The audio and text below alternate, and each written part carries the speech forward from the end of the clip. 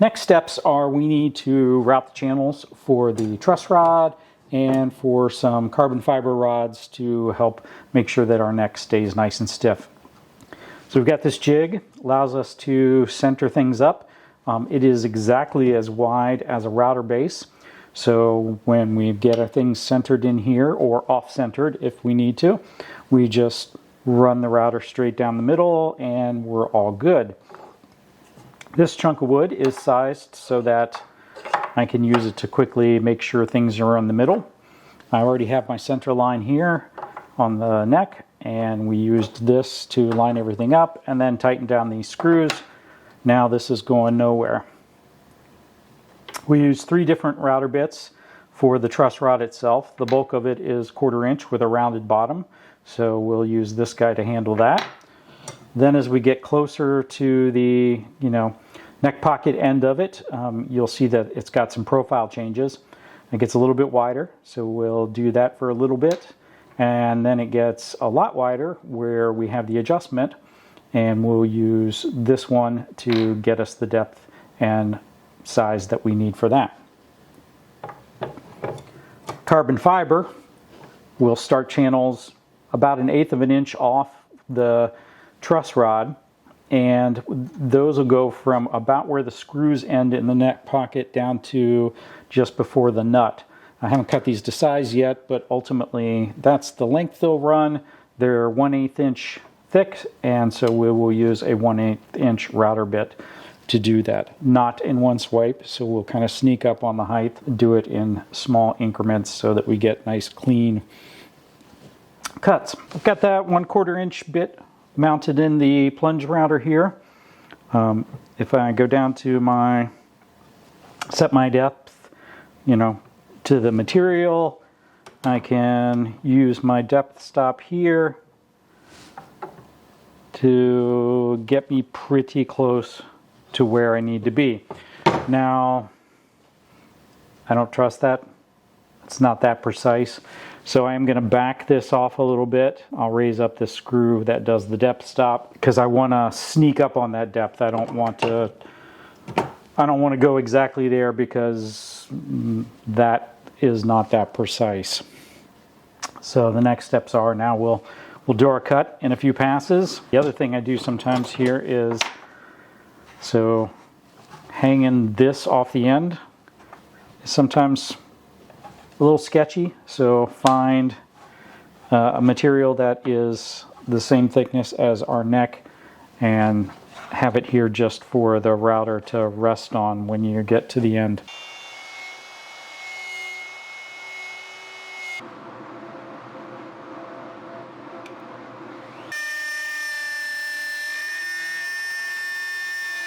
This is one of the reasons why my assembly process is set up so that I can goof something up and it maybe is recoverable or doesn't affect other things. So this bit, I tightened it down and actually felt tight when I checked it again after it happened, but it dropped. So what ended up happening is I was doing a nice shallow cut here, and then about here it started to drop, and it has dropped farther than that next thickness is going to be when it's all done. So this neck blank, I think I can recover it, but it's not going to be recovered in the way that my original intention is. So if I were to maybe fill this with wood and do the profile, that wood's going to be exposed. It went deeper than the 5/8 that neck is going to be at that point. So we're going to do something a little bit bigger to fix it, and we're going to route out this entire channel and put a spline in here. So it'll be fine. It'll look kind of like I meant to do it. What I'll probably do is find a chunk of walnut maybe that is sort of the same tone as the burl, and run that down the middle. Another option is that perhaps I could run a piece of maple down there that is similar to the maple that was already in here. I'm going to have to give that some thought.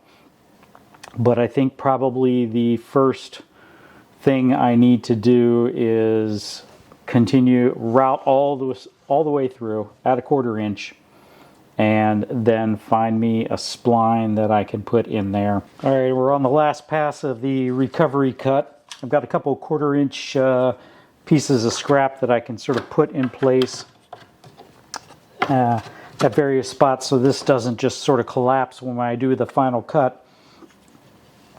So I'll do it in, I'll start here and then maybe go to here and then put the spline in and then do the same thing. This is kind of ugly up here, but it looks cleaner down towards the bottom. So I think we're going to be okay with the spline strategy. I may have to actually oversize this channel to like 5/16, so I'll have to take a closer look at it once I get the whole thing cleaned out.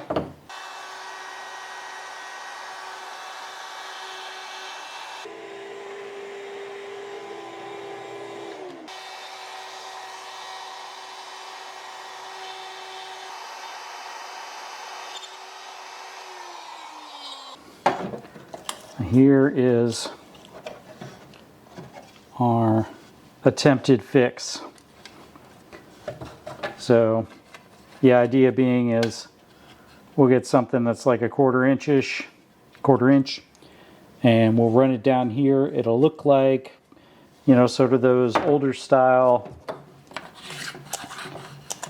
guitars and so forth where they routed channel on maybe a solid neck and put a spline in there in that routed channel. Just not sure. Maybe you can see it here and here. I've got clean for a little bit, but then it's kind of chewed up a little bit farther in. I'm going to have to measure that and see if I'm going to have to oversize this hole or not. So this is the first step of the repair from the dropped router bit problem. So I ran a 1/4 inch and basically ran a 1/4 inch router bit all the way through here and opened it up to sort of see what the damage is. It's not too bad until about right here, and then we've got some chewed out spots here. So a 1/4 inch spline is not going to eliminate all the damage, but a 5/16 should. But now that I've got it opened up, keeping that steady is going to be problematic. So the notion here is I'm going to go ahead and glue in some 1/4 inch splines, clamp that all down, and then do a fresh 5/16 channel, and then my ultimate spline is going to be 5/16.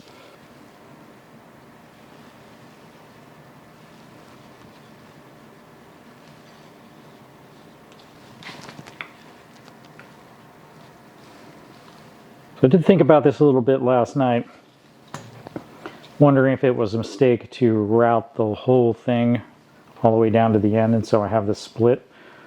Actually kind of glad I did it that way instead of having sort of a stopped spline where maybe I stopped here and then tried to fix the damage from there to there. Trying to slide a piece of glued wood in where it just barely fits, you kind of often can starve the joint because you scrape off all the glue as you're inserting it. But with this wide like this, I can bring it in and it gets all the glue that I intend.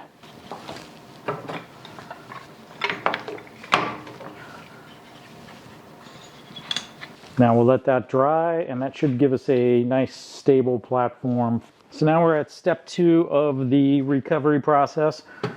We glued in our 1/4-inch strips. Our neck is structurally back where it was originally. Got the 5/16 router bit in the router, and we're going to cut a new channel. The other thing I've done here, I'm not sure if you'll be able to pick it up on the camera, is there's also double stick tape down here. So now additionally we've got our clamps here on the side to keep stuff from moving, and it's stuck to the jig itself so that when we route out the center, these two sides don't actually move.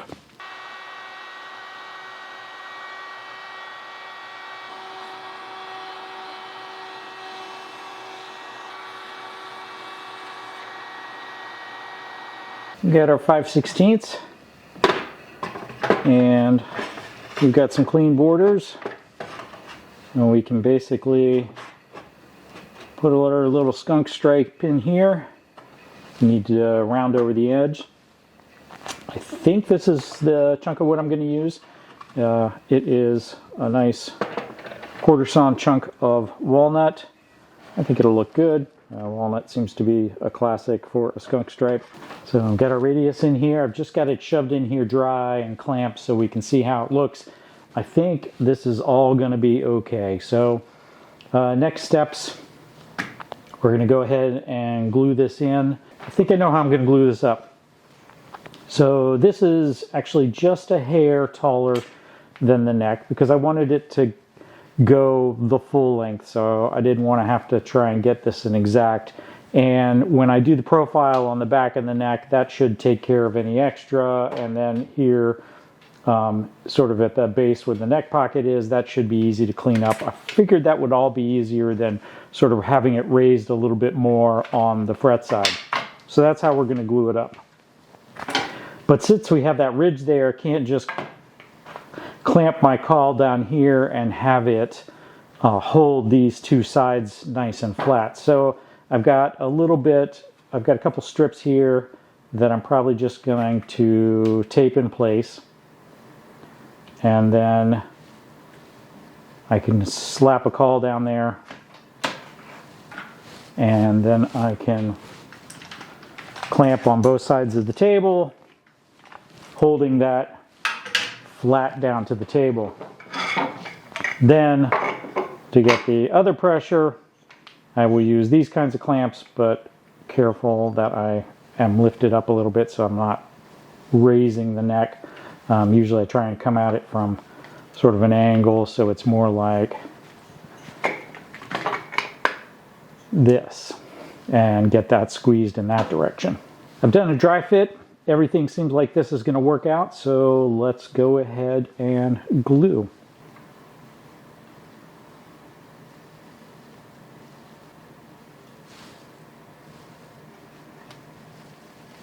Okay, we're just going to go ahead and clamp this one in so that we are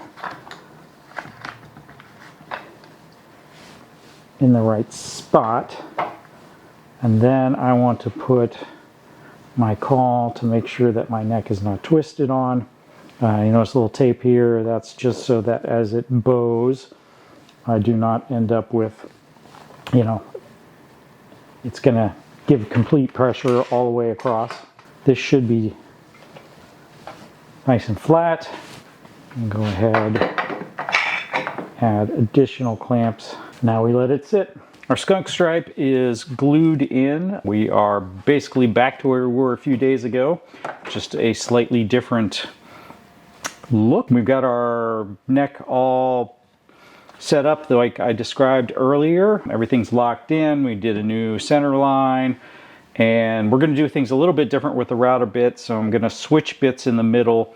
I'm going to use a upcut 1/4-inch bit instead of the rounded one for the bulk of the cut, and then I will use the rounded one just to sort of take out the bottom. And that might be a little bit safer. This is a 1/2-inch router bit here, or 1/2-inch bit, 1/4-inch cutting surface, so it should be a little bit easier to clamp on, and we'll just do that, and hopefully we will not have any more terrible disasters.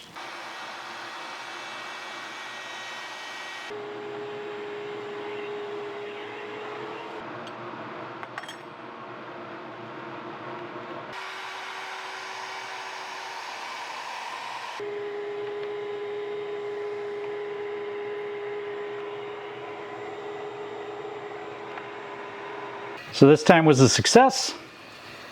Didn't do anything destructive. I do take like a scraper and make sure that I'm nice and level, that I'm not rocking here, because if that's pushing up when I try and glue down the fretboard, then we're not going to be successful.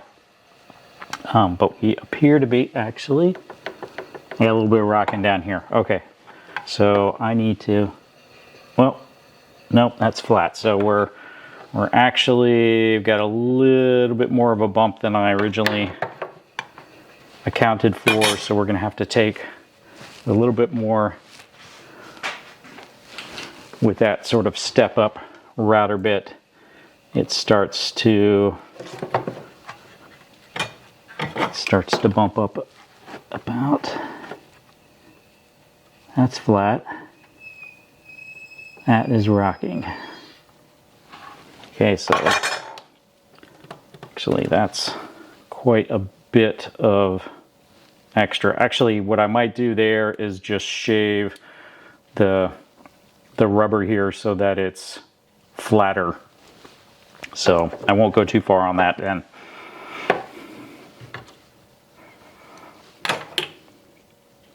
Sometimes these aren't as precise as they, maybe should be. Yeah, it's definitely pushing up from the wrapping. That'll be fine. Okay. So we'll switch router bits. Go with that little bit deeper one up to about here. And then go with the bigger one to get to the control piece. All right, we're set up to do our next cut. We get that sort of round over bit installed here. I bottomed out on the material and then set the depth stop using the truss rod itself. This one doesn't have to be super precise as the the run of the truss rod. I've set my stop here so that I don't go any farther than I need to. And let's go ahead and kick this off.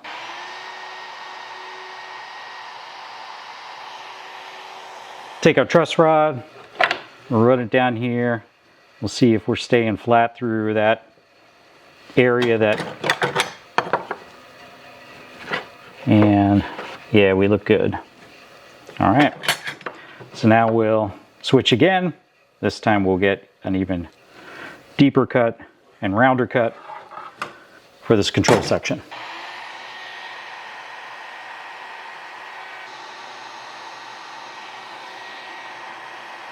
So we're settled in there pretty good. That spot that I think I'm going to have to shave a little bit off the rubber coating is present. So I'm going to go ahead and do that versus routing a big gap a little farther down the line. So I ended up shaving the plastic wrap on the truss rod a little bit behind here and about here to get everything flat. But now we're good to go. So next thing we're going to do is we're going to move this a little bit offset so that we can route our carbon fiber channels. First thing I'll want to do is I'll just take the template that I use for screws just so I kind of know where my end lines are, and then I will cut down the carbon fiber to size and then go ahead and route the channels. Okay, this is my template that I use for my screw holes so that I'm consistent between neck builds. We'll just use that to kind of set where we want the endpoints of our truss rods to go, or carbon fiber rods to go. And then down here, I usually sort of stop just shy of the nut. So now we want to figure out where our center line is, or not actually center line, or offset line for our carbon fiber. So I like to have 1/8 of an inch of wood between the carbon fiber and the truss rod. So the carbon fiber is 1/8 of an inch wide, so we go 3/16 out from where our truss rod is. And so that'll take a 1/16 from the carbon fiber, leaving us 1/8 for wood. All right, I was not recording when I thought I was, so I'll go through my spiel again. We've actually got one of the carbon fiber rods in here, routed the channel, stuffed it in. So our depth is actually perfect at the moment. What we're gonna do is loosen this up, and then we're going to use our handy dandy scrap wood here to make sure that the offset line is now centered in the jig.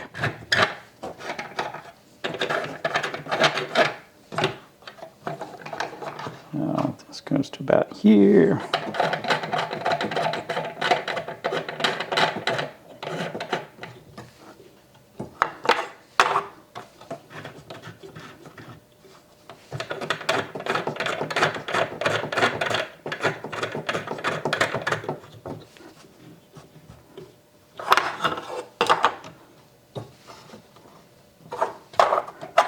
And then this guy just gets tightened down for sport.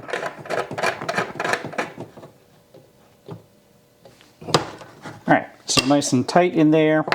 We want to use some blocks to set the end so we won't go too far.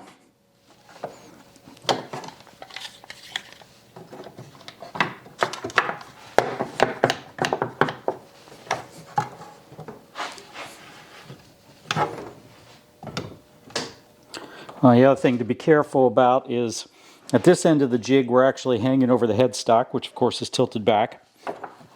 So when we come down here and we're running this all the way to the end, we want to make sure that we don't tilt. So be very careful to hold down the base of the router where it should be. Now it looks like this block is going to have to be something a little narrower so that we can actually clamp it down. And we'll make a first very shallow pass just to make sure that we get our length good. And then we'll come back and do a few more passes to get to our full and complete depth. On the original one, I did the technique where I bottom out the router bit, set the depth stop using the material itself, and then back that off just a little bit just because I don't trust it, and then sneak up on the depth by actually using the material in the wood. We don't have to do that because now we've got a good depth stop, but in general that's what you do.